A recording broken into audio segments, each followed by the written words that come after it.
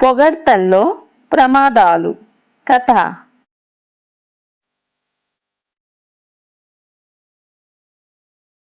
అందమైన కోడిపుంజు ఒక పొలంలోని చెట్టు త్వరలో నివసిస్తుంది.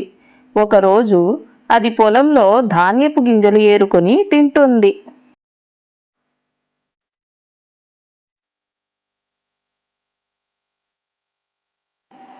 ఆకాశంలో ఎగురుతున్న గద్ద దాన్ని చూస్తూనే రైమంటూ కిందకి దిగింది పట్టేద్దామని.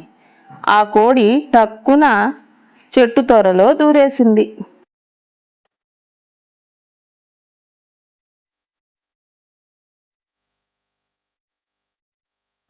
కానీ గద్ద వదల్లేదు.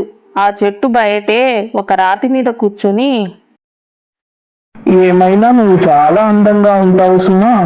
నీ అంత అందమైన పక్షిని నేను ఇంతవరకు చూడలేదంటే నమ్ము. అని కోడిని ఆకాశానికి ఎత్తేస్తోంది.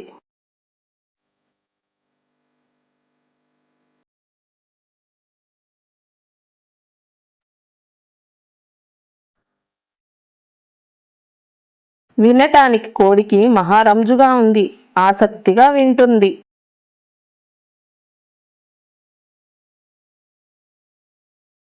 జరిగిందేమిటంటే, మా పక్షిరాజా వారి ప్రపంచంలోకెల్లా అందమైన పక్షిని ఎంపిక చేసి ఘనంగా సత్కరించాలనుకున్నారు.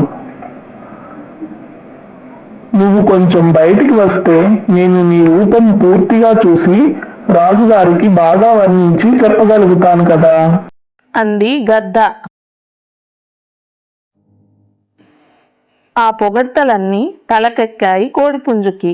దాంతో అది కాస్త వయ్యారంగా తన రంగు ఈకల తోకని ఊపుకుంటూ నడుచుకుంటూ బయటికి వచ్చింది.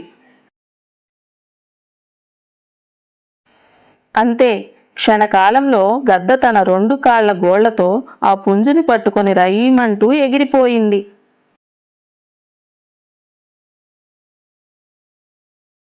ఈ కథలోని నీతి: పొగడ్తలకు ఉబ్బిపోరాదు.